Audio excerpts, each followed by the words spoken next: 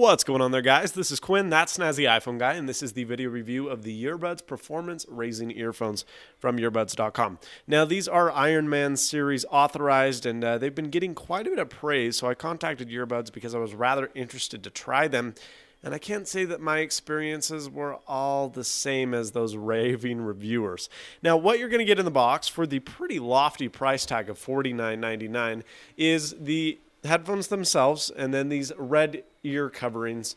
You're going to get one already on there, or two, obviously two for each ear, and then you're going to get an additional set. But that's what you get in the box, not a whole lot. It's pretty basic, but this is really what Yurbuds goes off of, and this is their patented technology, which I'm a little bit skeptical about.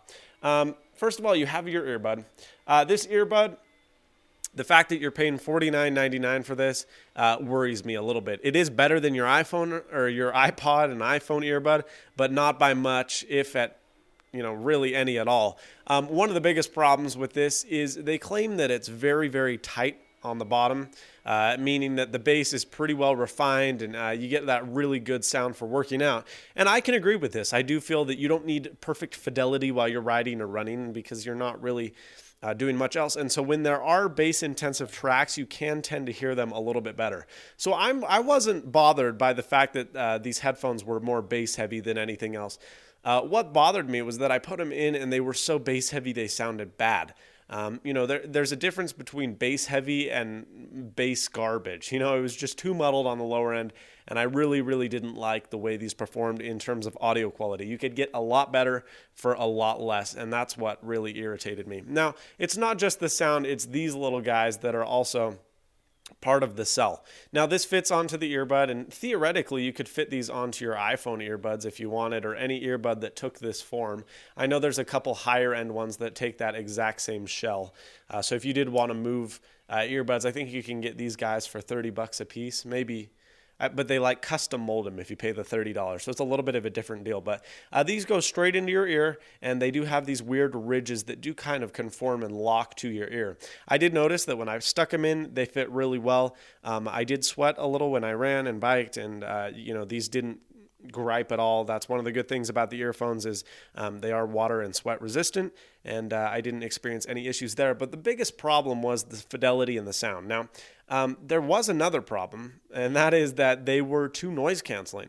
Now, for many people, you'll say, well, that's great. I love noise canceling. But when you're running, when you're biking, the fact that you can't hear any of your environment is actually really scary. So I didn't like these things right here at all because, they were great and they worked admirably, but I wouldn't want to use them on anything but a treadmill because when I was running, I couldn't hear cars driving by me. I couldn't hear people yelling.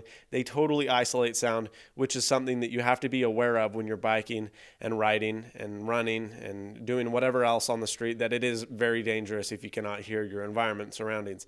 And again, the bass was too bass intensive. I mean, I wouldn't, and that's where I think they went awry. Bass isn't a problem if you have some air flow through your ears. I mean, if you get a little bit of bass more over than the rest of the track, that's fine because you have air resistance and you have outside noise. But the fact that these were totally sealed even further proved that the bass was too intensive in these headphones. So, I mean, the earbuds, it's a good idea in concept. I think they are on the right track, but I don't think that they're ready for prime time, and I personally don't like them. I felt unsafe while I was using them, and I didn't like the sound they produced. So my final rating ought to be a 3 out of 10. I know that's pretty bad, but they do have some work to do, and I cannot recommend them at the current $49.99 price point.